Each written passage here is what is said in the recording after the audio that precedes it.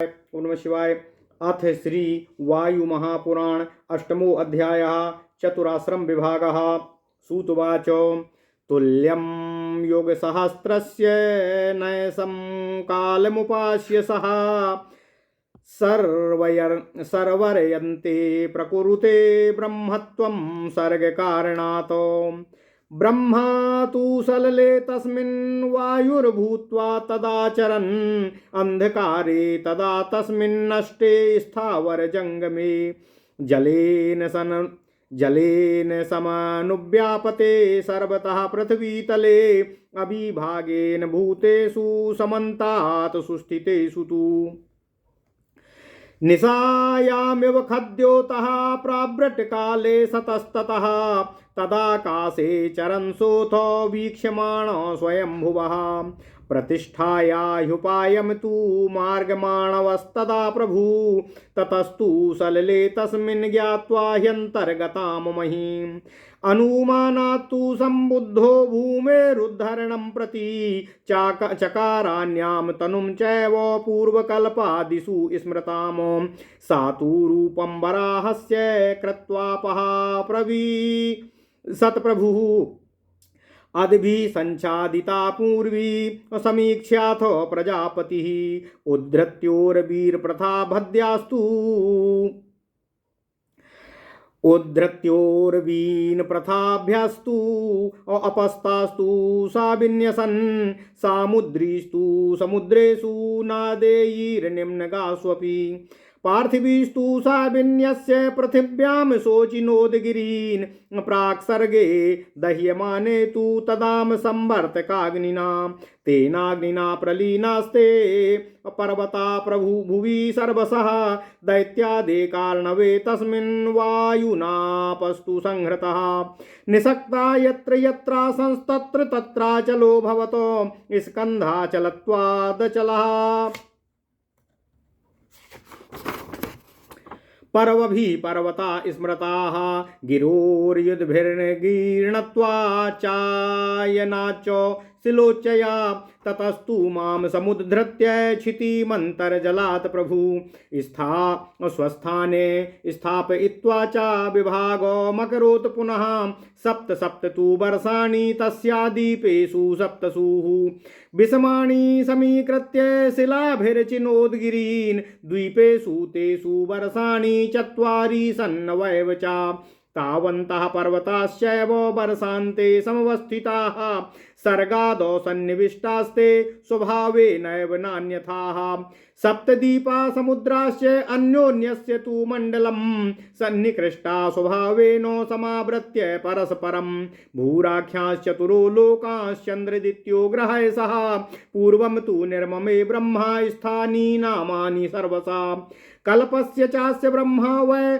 अहिरासृजत् स्थानिनः पुराः आपोऽग्नि पृथिवीं वायुरन्तरिक्षं दिवं तथा स्वर्गं दिशा समुद्राश्च नदीः सर्वांश्च पर्वतान् औषधीनां तथात्मानोमात्मानं वृक्षवीरुधाम लवाः काष्ठाकलाश्चैव मुहूर्ता सन्धिरात्र्यहम् अर्धमासाश्च मासाश्च अयनाब्दायुगानि च स्थानाभिमानिनश्चैव स्थानानि च पृथक् पृथक् स्थानात्मनः सा सृष्ट्या वै युगावस्थां विनिर्मये कृतं त्रेता द्वापरं च कलिं चैव तथा युगं कल्पास्यादौ कृतयुगे प्रथमेषु सृजत प्रजाः प्रागुक्ताया मया तुभ्यं पूर्वकालं प्रजास्तुताः तस्मिन् संवर्तमाने तु अकल्पे दग्धस्तदाग्निनाः अप्राप्तां यास्तपो लोकं जनलोकं समाश्रिताः प्रवर्तन्ति पुनः सर्गे बीजार्थं ता भवन्ति